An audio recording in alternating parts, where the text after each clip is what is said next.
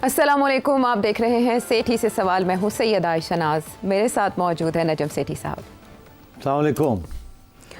सेठ साहब, आपने भी आज एक ट्वीट किया, अप्रिशिएट किया एक अच्छे इकदाम के ऊपर।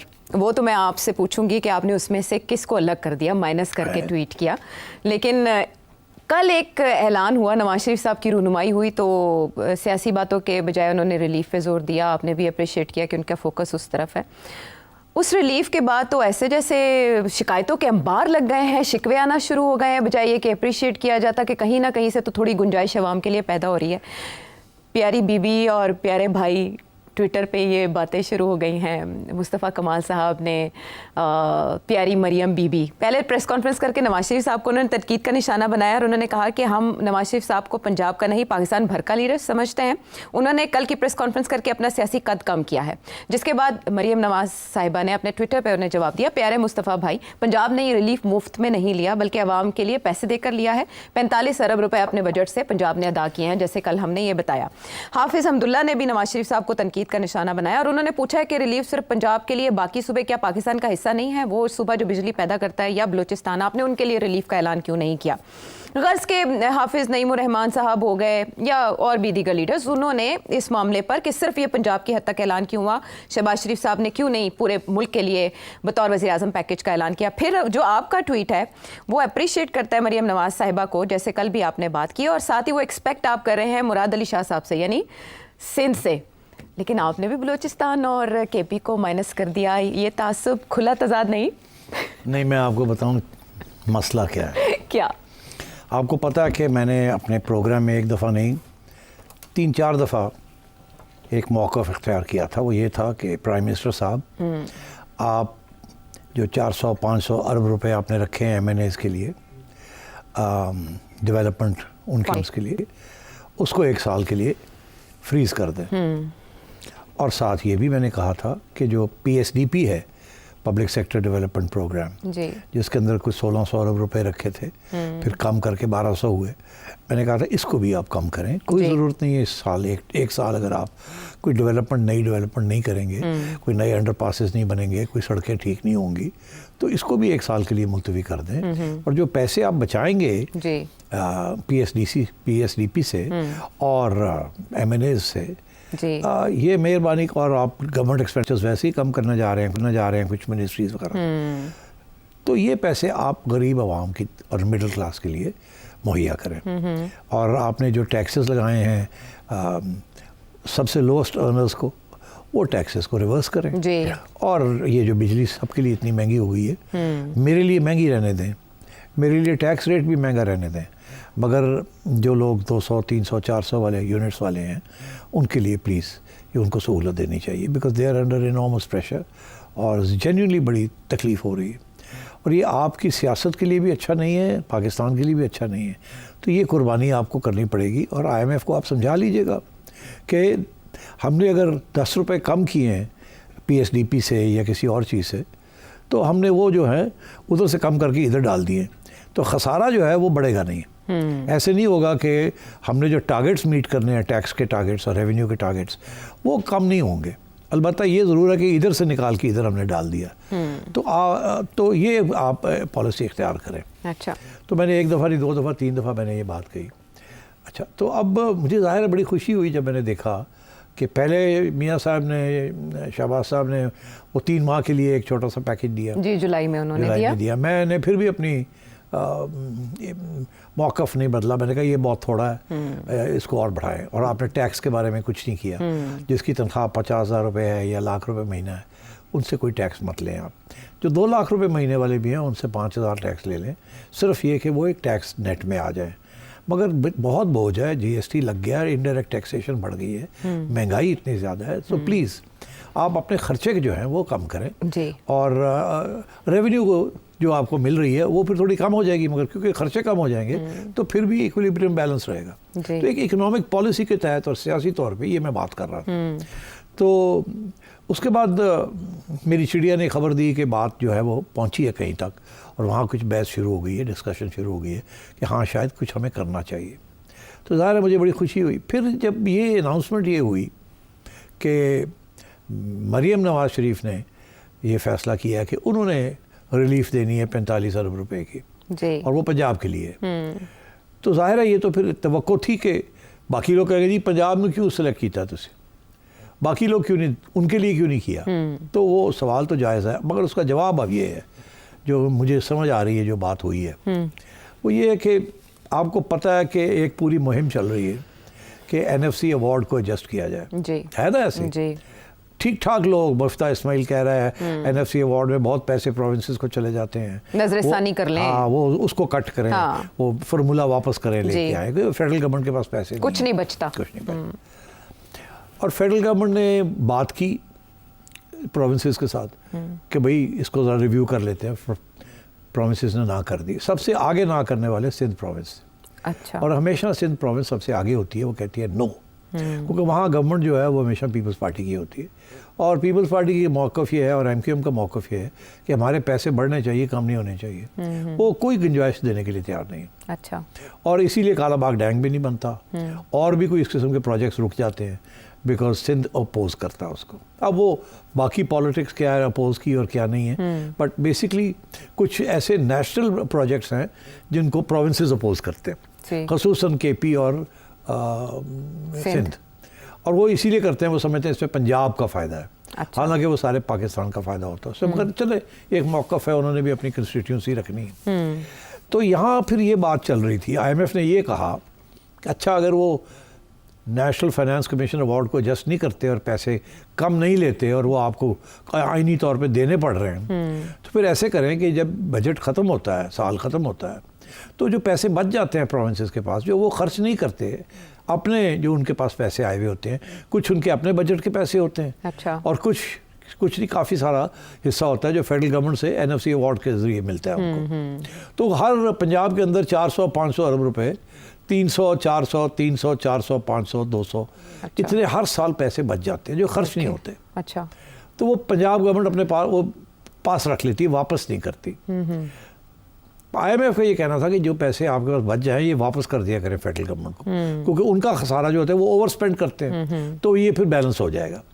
मगर इसमें सिंध ने कहा नो, हम नहीं, वापस नहीं करेंगे। ठीक है। अब सूरत हाल ये हुई तो उन्होंने सोचा अब हम क्या करें। KP जो है वो ऑलरेडी रो रहा है कि जी हमारे जो आपने पैसे देने हैं हाइडल के, जी, वो रॉयल्टीज जो देनी है वो भी आप नहीं दे रहे। गड्ढापुर तो गया था ना, और कहा था कि हम आपके पैसे जो देने हैं दे देंगे, नहीं दिए अभी तक, थोड़े बहुत देते हैं, पूरे नहीं दिए। तो उनको तो पैसे देने हैं आपने, तो उनसे आप पैसे क्या लेंगे जी, उनको भी पैसों की जरूरत है। तो वो भी जो सरप्लस फंड्स जो होते हैं वो नहीं वापस करेंगे वो जी, उन्होंने पहले ही कह दिया, उन्होंने कहा जी नहीं, हमें तो आपने जो देने हैं वो नहीं दें, वरना हम आपसे ताबून नहीं करेंगे। तो उन्होंने तो वापस करने नहीं। सिंध के पास पैसे हैं जी, सिंध नहीं वापस करता, वो कहता है हम नहीं करेंगे। जरदारी साहब ने एक और इशू बनाया है। जरदारी साहब ने कहा ये MNAs के जो फंड्स हैं ये नहीं कम करने, ये हमें तो अपना हिस्सा चाहिए, आपने नहीं देने अपने लोगों को ना दें, हमारे लोगों को तो चाहिए। तो जरदारी साहब ने यहाँ से पकड़ा हुआ है गवर्नमेंट को। अच्छा। और वो कह रहे हैं कि MNAs के फंड्स भी हमें मिलेंगे, हमें जो हमें मुलाजमतें भी मिलेंगी जो हमने लेनी थी, मिनिस्ट्रीज भी मिलेंगी, गवर्नरशिप भी मिलेगा, और हमने पैसे वापस नहीं करने आपको कोई। अच्छा। आप और पैसे लगाएं यहाँ सिंध के अंदर। अच्छा। MQM का भी यही मौक़िफ़ है, क्योंकि वहाँ वो इकट्ठे हैं, क्योंकि MQM डिपेंड करती है कि फेडरल गवर्नमेंट वहाँ आके पैसे लगाएगी। अच्छा। क्योंकि पीपल्स पार्टी वहीं पैसे लगाती है जहाँ उनकी वोटिंग है। जहाँ MQM के स्ट्रॉन्ग होल्ड्स हैं वहाँ पीपल्स पार्टी पैसे नहीं लगाती है, प्रोजेक्ट्स नहीं करती। तो ये इस किस्म के मसले हैं सिंध के अंदर। अब मैंने जो मुझे पता तो ये हुआ यही है कि मरियम ने ये बैठ के प्राइम मिनिस्टर साहब ने कहा होगा कि ये कि मैं आपसे कहूँ कि मेरे पैसे वापस करें, आप मेहरबानी करें, और कम से कम पंजाब हमारी होम कंस्टिट्यूंसी है, उसको तो पक्का करें आप अपनी जेब से ये। अच्छा। हम आपसे पैसे नहीं मांगेंगे वापस जो सरप्लस है। अच्छा। आप मेहरबानी करके यहाँ खर्च कर दें। तो मियाँ साहब ने कहा होगा ठीक है, क्योंकि पंजाब हमारा होम बेस है, हमें तो सपोर्ट करना ही करना है, यहाँ आवाम जो है वो दुखी है और हमारे खिलाफ हुई हुई है, तो इसलिए बेहतर ये है कि यहीं हम खर्च करें। सिंध को मैंने अपने ट्वीट में ये लिखा कि भाई आप भी मेहरबानी करके, आपके पास भी बड़े पैसे हैं। हाँ। आप ये, और आपकी तो अपना ही वोट है वहाँ। हाँ हाँ। तो आप मेहरबानी करके वहाँ आप भी अपनी जेब से हाँ। ये सहूलत दे दें, आप भी पैरवी कर लें इस ऐलान की। उसकी वजह यह है कि आप पंजाब तो पैसे वापस कर देता था, क्योंकि सेंट्रल गवर्नमेंट और पंजाब एक ही होते हैं। हाँ, एक पेज पे होते हैं तो जब ताउन वो करते हैं। फेडरल गवर्नमेंट कहती है पंजाब को पैसे वापस कर दे, वो कर देते हैं। हाँ, तो सिंध तो नहीं करता। तो इसलिए मैंने ये कहा कि अच्छा, मुराद अली शाह साहब, ओके। तुसी भी कोई आवाम वास्ते कुछ कर दो। अच्छा। आपने पैसे तो वापस करने नहीं है, तो बेहतर ये है कि आवाम पे आप खर्च कर दें। केपी में पैसे वापस होने क्या, वो तो कहते हैं हमारे पैसे ज़्यादा देने चाहिए आपने। हमें।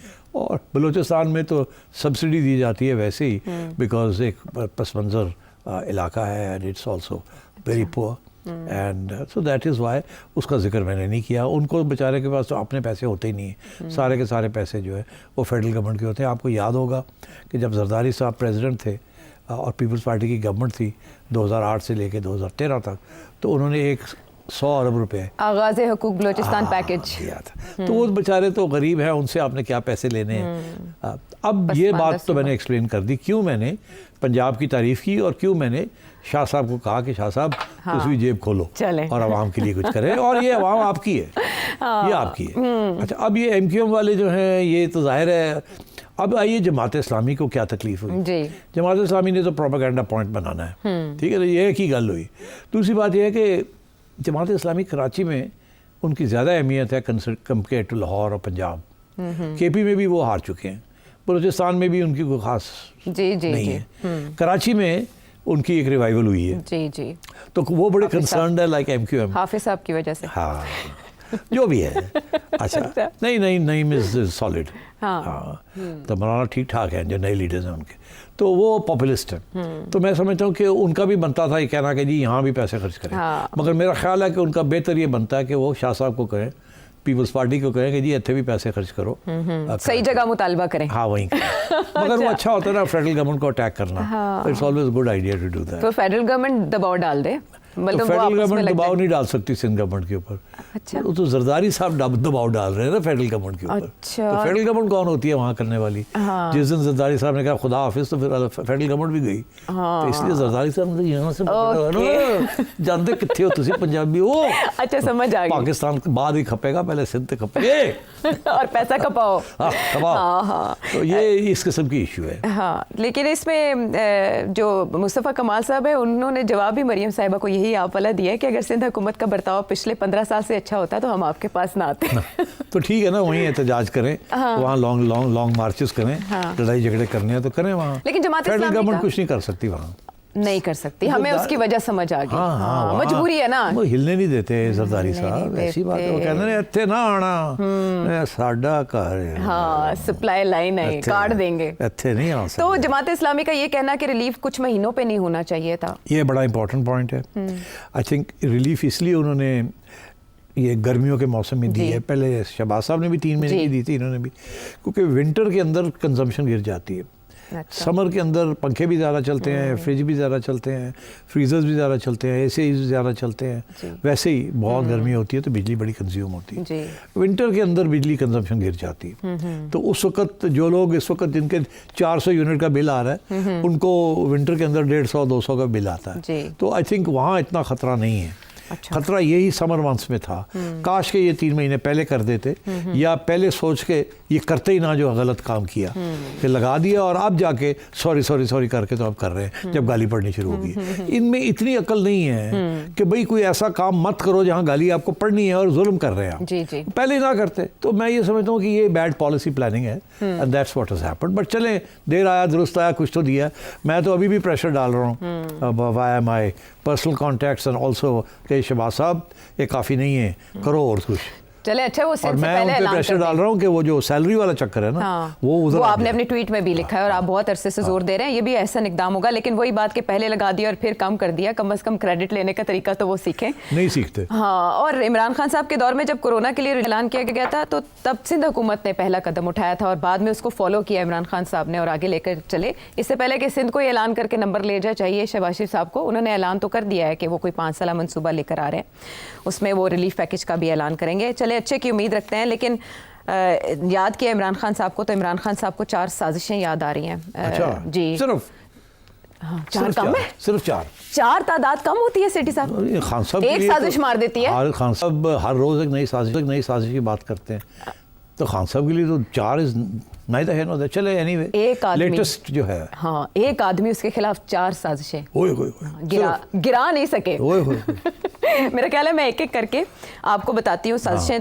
क्या थी, ताकि हम जान सकें कि वो क्यों की गई, किस तरह की गई। आज उन्होंने सहाफ़ियों से गुफ्तगू की है फैज़ हमीद साहब की गिरफ्तारी के बाद गुफ्तगू है, जिसमें उनका कहना था कि मैं घबराया नहीं हूँ बिल्कुल। उन्होंने कहा कि गिरफ्तारी से ये तासुर दिया जा रहा है कि फैज़ हमीद साहब ने 9 मई की साजिश की, हालांकि वो साजिश 9 मई वाली वो PTI के खिलाफ हुई थी। पहली साजिश ये थी कि जनरल रिटायर्ड बाजवा ने नवाज शरीफ के कहने पर जनरल रिटायर्ड फैज़ हमीद को हटाया। नवाज शरीफ साहब ने क्यों कहा ऐसा? नहीं, मेरा नहीं ख्याल नवाज शरीफ से कहने पे वो हटाया। उस वक्त तो ये बात चल रही थी ना, मैंने कल के प्रोग्राम में भी जिक्र किया कि इमरान खान साहब नहीं चाहते थे कि ये जाएं कोर में, वो चाहते थे ये DGI रहें। उन्होंने खुद एडमिट किया था, बहुत बार इंटरव्यूज में कहा जरूरत थी अफगानिस्तान की सिचुएशन के पेश, और भी सिर्फ अफगानिस्तान नहीं, अपने आप को तकड़ा करने सामने अफगानिस्तान था। हाँ, तो खैर वो तो मैस अप हो गया ना, वो चंगा आगे रखा ऐसे टोटली हमारे गले पड़ गया वो फैज साहब की जो अफगान पॉलिसी थी। बाकी अब आइए कि जी नवाज शरीफ ने इनको कहा, उस वक़्त आपको पता है कि जो प्रिवेलिंग परसेप्शन था वो यही था कि प्लान ये है कि फैज़ और इमरान खान मिल के ये 10 साल बैठेंगे और इसलिए फैज़ का आर्मी चीफ बनना बहुत ज़रूरी है।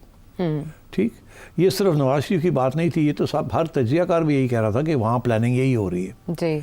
तो इसलिए उस वक़्त बाजवा साहब ने जब इनको कहा कि आप चले जाएं कोर में, तो मेरा ख्याल है वो 2 चीज़ें देख रहे थे। एक ये कि ये जो तनकीद हो रही थी अपोजिशन की तरफ से कि ये रिगिंग कर रहे हैं, हर चीज़ को ये फैज़ चला रहा है और ये हो रहा है और वो हो रहा है, थोड़ा सा इनको डिस्टेंस किया जाए।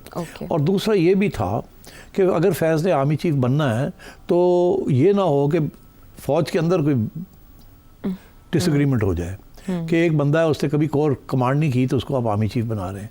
क्योंकि पहले भी ऐसे हुआ था कि एक आध दफ़ा किसी को बना दिया गया था जिसने कभी कोर नहीं कमांड की थी, तो वो फिर मसला बन जाता है। अच्छा। तो army chief is always somebody who had to have commanded a corps. तो इन्होंने इस वक्त ये प्रपोज़ल फिर इसीलिए ये इमरान खान ने और फैज़ ने मिलकर ये प्रपोज़ल बनाई थी कि ISI को कोर का हैसियत दे दी जाए। याद है कल जो मैंने आपने वो सारी बात बताई जिस पे वो ऑफेंड हो गए थे, इसमें सारी फौज की जो हायरार्की है वो ऑफेंड हो गए थे और बिल्कुल शूट डाउन कर दिया। बाजवा ने कुछ नहीं कहा, वो सारे जो कोर कमांडर्स बैठे हुए उनको सवाल ही पैदा नहीं होता, तो इसलिए फिर उनको शिफ्ट करना पड़ा। ये नवाज शरीफ के कहने के ऊपर नहीं हुआ, ये जिस किस्म की जो पॉलिसीज बन रही थी उस वक्त उसके अंदर फौज के अंदर ये बहुत बड़ी मदाखलत समझी गई और एक शख्स के लिए, क्योंकि बाजवा को तो मिल गई थी अपनी एक्सटेंशन, उसको तो अब कोई वेस्टेड इंटरेस्ट नहीं था। उसका तो वेस्टेड इंटरेस्ट यही था कि अब कोई ऐसी चीज़ ना मैं करूं जिसके साथ मेरी लेगेसी इन दी आर्मी ठीक ना हो या आर्मी के अंदर कोई बदनवी हो जाए या कोई इश्यूज बन जाए। So that's why he went sent Faiz to Peshawar, and then of course there was the whole issue of Afghanistan and so on. तो ये I don't agree with this कि नवाज शरीफ के कहने के ऊपर ये हुआ। देखिए वोट ऑफ नो कॉन्फिडेंस अप्रैल में आया, मार्च में शुरू हो गया, साइफर आया और अप्रैल में वोट ऑफ नो कॉन्फिडेंस। तो ये शुरू नवंबर में हुआ था जब वो कोर में चले गए थे। तो अगर ये बाजवा की साजिश होती नवाज शरीफ के साथ तो नवंबर में वो वहाँ गए तो दिसंबर तक वोट ऑफ नो कॉन्फिडेंस आ जाता था। क्यों नहीं आया, क्यों? और इनको 5 महीने लगे from the date of transfer of Faiz to corps, 5 महीने लगे इनको, भाग दौड़ इधर उधर। तो ये इतनी आसान नहीं है ये कहना, ये इल्ज़ाम लगाना ठीक है मगर प्रोपेगेंडा के लिए, but this is not correct. उसको साबित नहीं किया जा सकता हक़ाइक़ की बुनियाद पे। दूसरी साजिश, हुसैन हक्कानी साहब को $35,000 जनरल रिटायर्ड बाजवा ने दिए लॉबिंग के लिए और हायर किया, जिसके बाद डोनाल्ड लू साहब के वो सारे मामलात हुए और इमरान खान साहब की हुकूमत गिरा दी गई। $35,000 नाल तुसी अमेरिका का डोनाल्ड लू ने जित लिया, तुसी गिव मी हायर किया गया ना लॉबिंग के लिए। फिगर्स अगर आप देखें कि जो लॉबिंग के लिए फर्म्स जो हैं अमेरिकन फर्म्स कितने पैसे दिए जाते हैं जी, कितने और PTI ने कितने पैसे इकट्ठे करके लॉबिंग की ना जी। तो क्या इमरान खान को रिहा कर लिया? क्या अमेरिकन गवर्नमेंट पॉलिसी चेंज करवा ली उन्होंने? नहीं, ऐसे नहीं होता। एक तो मुझे नहीं पता कि हुसैन हक्कानी को $35,000 दिए या नहीं दिए, पता नहीं खान साहब के अगर दिए हैं तो कोई एविडेंस दें। दूसरी बात यह है कि आज तक मैंने ये बात नहीं सुनी थी कि हक्कानी को $35,000 मिले हैं। अगर मिले होते तो Haqqani would have declared it ना। तो डिक्लेयर करना पड़ता है पैसा कहाँ से आया कहाँ नहीं आया। वो ऐसे नहीं होता कच्चे ले लो तो कच्चे काम कर जाओ। अमेरिका में ऐसा नहीं होता। तो इसलिए कोई एविडेंस नहीं है इसकी कि इसको पैसे दिए और इसने पैसे लिए। और अगर ऐसे हुआ भी सीक्रेट फंड से भी अगर हुआ तो फैक्ट इज कि एक बंदा हुसैन हक्कानी जो कि अब अमेरिका में भी नहीं है, वो दुबई में आके बैठी, अबू धाबी में आके बैठा हुआ है ना थिंक टैंक, 1.5 साल से ज़्यादा हो गया, 2 साल हो गए। क्या वो यहाँ से बैठ के अमेरिकन फॉरेन पॉलिसी को इन्फ्लुएंस कर सकता था? नो। अगर वो इन्फ्लुएंस कर सकता तो जब वो एम्बेसडर था टू द यूनाइटेड स्टेट्स तो मेमोगेट हुआ था और उस वक्त इल्ज़ाम ये लगा था कि ये ट्राई कर रहा था कि अमेरिकन फॉरेन पॉलिसी इस्टेब्लिशमेंट को कहा जाए कि पाकिस्तान की अफवाज जो है उन्होंने छुपाया हुआ था उसामा बिन लादेन को। तो वो उस वक्त नहीं कामयाब हुआ जब वो एम्बेसडर था और हाँ तो हर सारे के साथ उसके कॉन्टैक्ट्स थे और वो फिर साजिश जो इल्ज़ाम लगा था वो भी प्रूव नहीं हो सका। और यही हमारे आज के चीफ जस्टिस साहब इन्वेस्टिगेट कर रहे थे उस वक्त मेमोगेट, वो भी नहीं कुछ कर सके। तो मतलब है कि ये फजूल सा इल्ज़ाम है। आगे आए। अच्छा, उसके बाद ये कि चीफ जस्टिस उमर अता बंदयाल साहब जो थे वो उनको जब इंक्वायरी का कहा गया इस साजिश के हवाले से कि इंक्वायरी करें, तो इंक्वायरी के बजाय हम पे उल्टा साइफर का केस बना दिया गया और हमारे खिलाफ 9 मई की साजिश भी की गई। तो ये उमर बंदयाल को पूछा है कि इन्होंने उमर को कहा था कि करे, हाँ। तो उमर ने नहीं किया, ऐसे ही है ना? हाँ बिल्कुल। तो उसके बजाय अगर आप आम बंदे से पूछें कि उमर बंदयाल का क्या रोल रहा है तो वो तो कहेंगे इमरान का जज था। हाँ। ऐसे ही कहते हैं ना। टिल्ट था उनका। तो टिल्ट ये नून लीग कहती है। टिल्ट नहीं, नून लीग नहीं, आम हर बंदा ही कहता है। जैसे आजकल इल्ज़ाम हमारे चीफ जस्टिस पे लग रहा है। हाँ, वो तो पीटीआई चली भी गई। देखिए ना, इनमें वजन होता है इन चीज़ों में। तो अब बात यह है कि वो अगर कोई तकलीफ है खान साहब को तो बंदयाल साहब को कहे और यार तू चंगा भला तो क्या भी तू नहीं कीता। इनफैक्ट जब खान साहब वोट ऑफ नो कॉन्फिडेंस को डिनाई करना चाह रहे थे और स्पीकर साहब मतलब है कि आइन को तोड़ रहे थे वहाँ बैठे हुए, तो कौन 12 बजे बाहर निकल के आया था बचाने के लिए सिचुएशन? बंदयाल साहब आए थे। सुप्रीम कोर्ट खुल गई थी, ओपन हो गई। इसीलिए खुली थी ना कि अगर खान साहब को गड़बड़ करें या असद कैसर साहब को गड़बड़ करें या वो जो दूसरे डिप्टी स्पीकर थे वो गड़बड़ करें तो फिर उसको रोक दिया जाएगा। तो ये पूछना चाहिए बंदयाल साहब को, ये और मुझे क्यों पूछते हैं आप? गुजिया गल्ला ने वैसे। बहरहाल चौथी साजिश भी है लेकिन ब्रेक के बाद डिस्कस कर ले। काफी साजिश हो गई, बस करिए। नहीं चौथी साजिश तक पहुंचना जरूरी है, उसका खुरा भी ढूंढेंगे ब्रेक के बाद आके।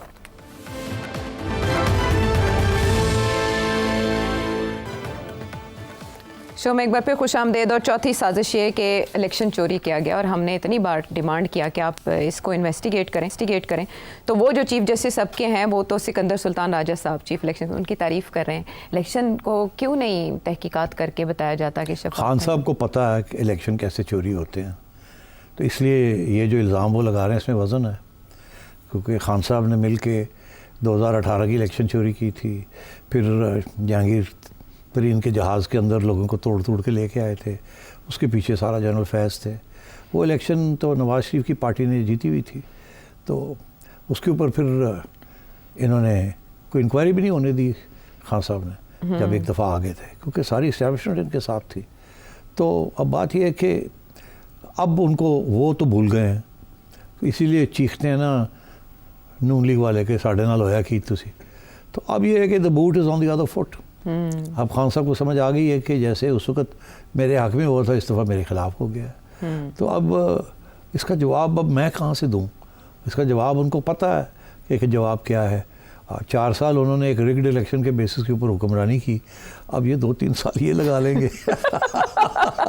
इस मुल्क की तारीख ही ऐसी है, क्या किया जाए। लेकिन कोई इंक्वायरी नहीं होगी। आगे आए, उन्होंने इल्ज़ाम लगा दिया है इलेक्शन कमिश्नर के ऊपर, राजा साहब के ऊपर, ऐसे ही है ना।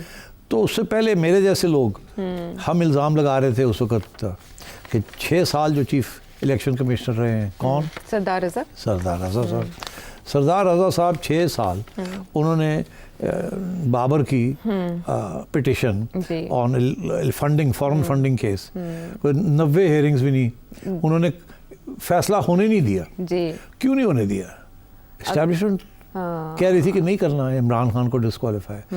उस वक्त की इस्टेब्लिशमेंट इमरान खान को लाना चाह रही थी। जी 2014 से शुरू हुआ था ये केस, अकबर एस बाबर साहब लेकर गए थे ये मामला। तो फिर ये तो जब बाजवा साहब और इन लोगों का जो मौक़िफ़ थोड़ा बदला खान साहब के बारे में 2022 में, तो फिर जाके ये थोड़ी सी तो इसने स्पीड पकड़ी फॉरेन फंडिंग में। उससे पहले तो खान साहब के हक में सारा कुछ जा रहा था, अदालतें भी, इलेक्शन कमिश्नर भी सारे खान साहब के थे। और ये इलेक्शन कमिश्नर जो है ये तो खान साहब ने लगाया था, इसीलिए लगाया था ना कि इसको नहीं चलने देना।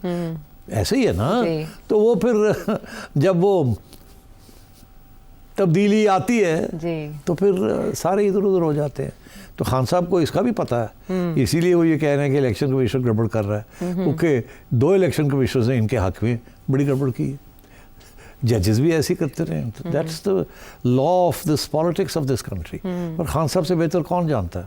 और खान साहब बाद में उन्हें पता चला कि सिकंदर सुल्तान राजा साहब तो आदमी उनके थे लगाने के बाद। थे कि लगाया तो खान साहब ने था। हाँ, कल को ये कहेंगे कि मैं भी उनका था क्योंकि मुझे इन्होंने लगाया था। ये नहीं कहेंगे, ये नहीं कहेंगे, कम से कम ये नहीं कहेंगे। तो कहना चाहिए ना। लेकिन फैज साहब जरूर हमारा कौमी असासा थे, ये उन्होंने कहा, जाया कर दिए गए। जाया कर दिया उन्होंने, हमें मरवा दिया अफगानिस्तान के साथ, टीटीपी के साथ। जो याद है वो तस्वीर या वीडियो जब ये वहाँ पहुँचे हुए थे और बड़े ज़बरदस्त लग रहे थे, चाय पी रहे थे या कॉफ़ी पी रहे थे, चाय नहीं कॉफ़ी पी रहे थे। तो उस वक्त किसी फॉरेन जर्नलिस्ट ने पूछा, कहने लगे don't worry everything will be alright.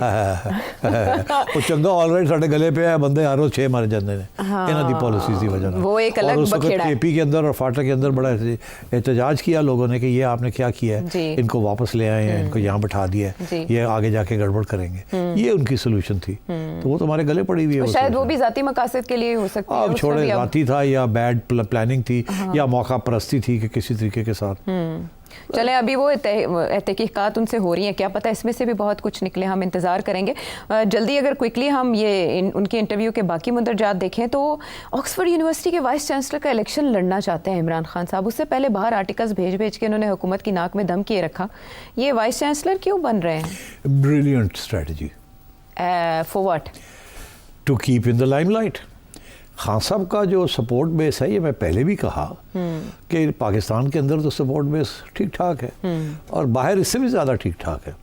और वहाँ इनकी जो एहलिया, एक्स एहलिया हैं, उनके बहुत असर रसूख हैं। और उनका जो ब्रदर इन लॉ इनका जो है Goldsmith family, very solid, big supporters of Zionism and the Jewish lobby, and so therefore they've always supported Imran. And Imran, by the way, वो मेयर ऑफ लंदन कहते हैं ना, सादिक साहब कहते हैं कि इन्होंने मेरे खिलाफ, खान साहब ने कैंपेनिंग की थी सादिक के खिलाफ in favour of Zac Goldsmith. Jack.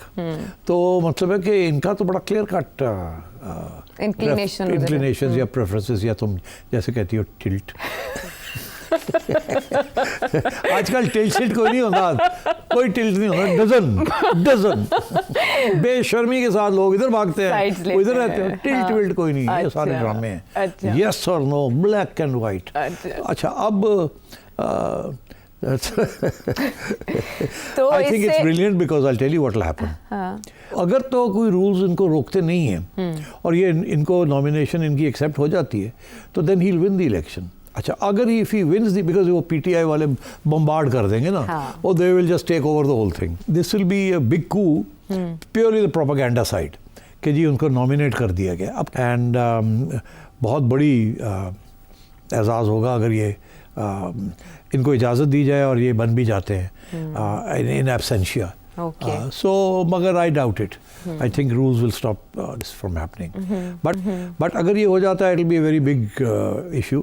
As Vice Chancellor बहुत उनको prominence मिलेगी और बहुत उनकी जो human rights and so on and so forth, it will be a coup. Highlight बहुत होगा ये कि प्रिजन से ऐसे किया गया। और जो लास्ट क्वेश्चन है वो है शेर अफजल मरवत साहब का यू टर्न और आते साथ ये कहना कि अगर एक और 9 मई हुआ तो जिम्मेदारी मैं लूँगा। समझ नहीं आई मुझे। शेर अफजल मरवत साहब को तो आधी पीटीआई मानती नहीं है।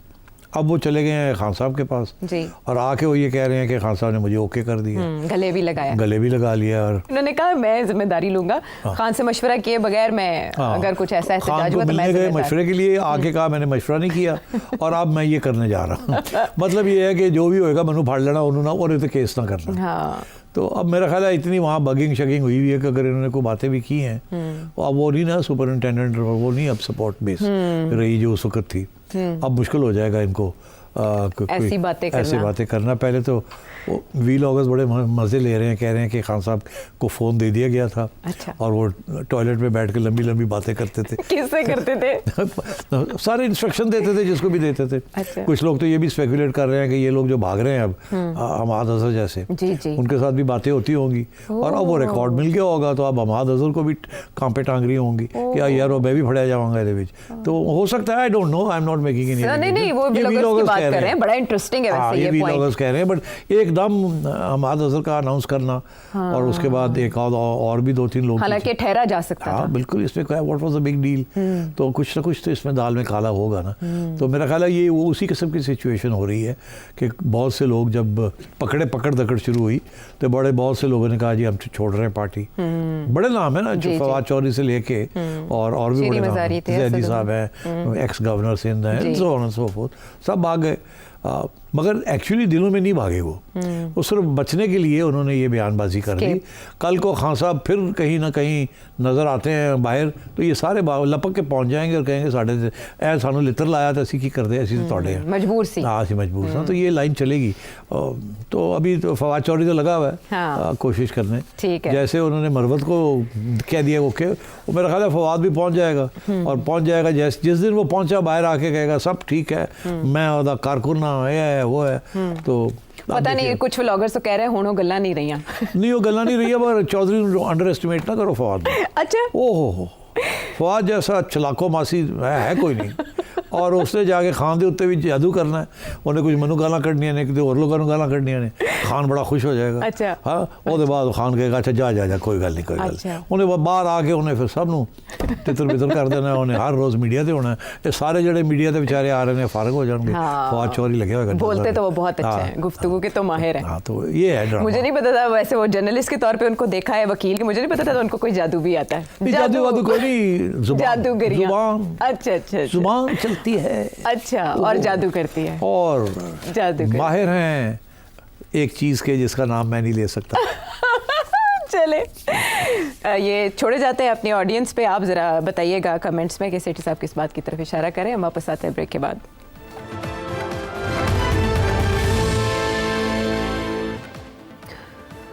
शो में साथ देने का शुक्रिया और सवाल भेजने का भी शुक्रिया। बहुत से सवाल हैं लेकिन हम चुनिंदा शामिल कर लेते हैं ताकि रिप्रेजेंटेशन हो जाए। और मोस्ट इम्पॉर्टेंट क्वेश्चंस जो मुल्क के मुस्तकबिल के बारे में हैं। अली खान साहब लाहौर से, आपने कहा कि इमरान खान और उसकी पार्टी अब ख़त्म होने जा रही है, तो क्या वाकई वो ख़त्म हो रहे हैं? तो जितने सपोर्टर्स हैं उनका क्या होगा? सपोर्टर्स तो पीछे हटने को तैयार नहीं है उनके। आगे आप उसको किस तरह चलते देख रहे हैं कि अगर प्रोजेक्ट इमरान इज़ फिनिश तो नेक्स्ट प्रोजेक्ट कौन सा है फिर? प्रोजेक्ट बिलावल या प्रोजेक्ट मरीम जो कि ऑलरेडी लॉन्च टेस्ट है? देखिए, वेरी गुड क्वेश्चन। एक्चुअली थोड़ी सी मिसअंडरस्टैंडिंग होगी जब मैंने ये कहा ना ये ख़त्म होने जा रही है। मैं ये भी कह रहा हूँ कि मुस्लिम लीग फारग होने जा रही है, ये भी मैंने कहा है ना, क्योंकि जिस किस्म का जो सियासी हालात जो डेवलप हो रहे हैं उसमें मुस्लिम लीग जो है वो आवाम में पिट रही है और जो PTI है वो इस्टेब्लिशमेंट में पिट रही है। अब दोनों बहुत सीरियस इश्यूज़ हैं। अब आगे क्या होगा? पार्टीज़ तो रहेंगी, लीडर्स भी रहेंगे, सपोर्ट बेस जो है वो तब्दील हो सकता है। डिपेंड करता है कि आगे हालात कैसे डेवलप होते हैं। आपने देखा कि एक वक्त था कि जुल्फ़िकार अली भुट्टो साहब के बाद ज़ियाउल हक साहब 10 साल के लिए रहे और फिर पीपल्स पार्टी थोड़ी देर के लिए रिवाइव हुई, फिर नॉकआउट हो गई। फिर नवाज शरीफ साहब आ गए, थोड़ी देर के लिए आए, नॉकआउट हो गए। और आवाम भी बड़ी दिलचस्प, उसकी भी रवैया बड़ा दिलचस्प होता है। वो भी ये देखते हैं, पहले तो एटलीस्ट यही होता रहा कि इस्टेब्लिशमेंट किसके साथ है। ये पहली दफ़ा है कि अवाम ने ऐसा वोट दिया है कि उनको पता था इस्टेब्लिशमेंट खान के ख़िलाफ़ है और फिर भी उसके बावजूद उन्होंने वोट दिया। So this is a very major development. मेरा ये मतलब नहीं था कि PTI वजूद में नहीं रहेगी, मगर खुदा ना ख्वास्ता अगर इमरान खान साहब भी पॉलिटिकल सीन से हट जाते हैं फॉर वन रीज़न और another, for whatever reason, तो देन PTI वहाँ कहाँ जाएगी? Who is the successor to Imran Khan? जिसको भी ये नॉमिनेट भी करेंगे इट मे नॉट वर्क, और if he is not on the scene तो then who will nominate? So इसलिए it's very difficult to say whether he will be on the scene, when he will reappear on the scene, in what form, if it all is part of a compromise. So ये सारे issues हैं। Similarly ये जो government है कब तक रहेगी? क्या आजकल की जो कारकर्दगी है जिसकी वजह से आवाम इसके सख्त खिलाफ हुई हुई है, क्या आगे जाके कोई रिकवरी करेंगे ग्राउंड की? तो it's very difficult to say, but yes you are right, it's not going to be easy to erase the PTI, short of erasing Imran Khan, मगर not so easy to erase political leaders. So ये सारे these are issues that are up in the air, but for the time being it is quite clear that as long as this dispensation stays, PTI has no of any consequence. That role has been neutralized or negativized. मगर does it mean कि किसी और का role जो है वो पॉजिटिवाइज हो गया? Not necessarily. That is why ये बड़ी ख़तरनाक सिचुएशन है, and something has to give, and that can only happen if there's a free and fair election, जो मुझे नज़र नहीं आ रहा for all the obvious reasons. बाकी आई बात के future, to whom does it belong? Does it belong to Bilal or does it belong to Maryam? अब बात ये है कि अभी तो दो ही political leaders हैं on the horizon apart from Imran Khan. मियाँ नवाज शरीफ साहब सेमी रिटायरमेंट में हैं और शहबाज साहब का भी मेरा ख्याल है this is his last stint. बाकी अब मिफ्ता इस्माइल साहब और अब्बासी साहब ने एक पार्टी बनाई है जिसकी तरफ इंटेलेक्चुअल क्लास जो है जा रही है. अब अगर क्या आवाम के अंदर उनकी कोई मकबूलियत होगी या नहीं, क्या ऐसे ही एक दिन आएगा जब एक खला होगी फॉर वट एवर रीज़न, और उसमें उस खला में ये पार्टी और ये लीडर्स को जगह मिलेगी, partly from the establishment and partly from the Awam, because ये जो लीडर्स हैं जो लोग ये इकट्ठे कर रहे हैं they are all very clean competent people. तो ये these are all questions up in the air. I am not in a position to say what will happen. Much will depend on what happens within the establishment and also between the establishment and Imran Khan. उस पे जो नज़र जो आ रहा है इस वक्त तो बड़ी, not only is there a deadlock but there is a negative, a great negativity attached to being PTI and Imran Khan. But Tariq is not a joker. Tariq is very serious business. And आज का culprit और convict tomorrow का hero भी बन सकता है. और आज का all powerful man can need not necessarily be the all-powerful man. And yet, we've seen popular parties को नॉकआउट कर दिया गया. नवाज शरीफ जब बड़े पॉपुलर थे उनको नॉकआउट कर दिया और 10 साल बाहर रहे. पीपल्स पार्टी को एक दफ़ा नहीं 2 दफ़ा नॉकआउट किया, बड़ी पॉपुलर पार्टी थी, एंड सो ऑन. तो कोई ब्लैक एंड वाइट फॉर्मूलाज नहीं है. And that is why this is such a both an interesting and dangerous situation. Unpredictable है. तो अब जो वाला है वो हमारे एक गुमनाम व्यूवर हैं, वो क्या जानना चाह रहे हैं? हुकूमत किसी भी शख्स की हो, PML छोड़ के, तो क्या हर दौरे हुकूमत में नवाज शरीफ ही मुजरम होता है कौम का? जब भी मुखालफत की बात आती है तो मियाँ साहब को रगड़ा लगता है. सिटी साहब ऐसा क्यों है? क्या ये ज़हन साथी पक्की कर दी गई है नवाज शरीफ के बारे में? इसी को ही आप लोग है ना बुरा भला कहते हैं. बड़े अरसे से मैं ये जजमेंट कर रहा हूँ, चाहे नवाज शरीफ की हुकूमत है, चाहे PTI की है, चाहे पीपल पार्टी की है, घुमा फिरा के ना नवाज शरीफ को ही गंदा किया जाता है.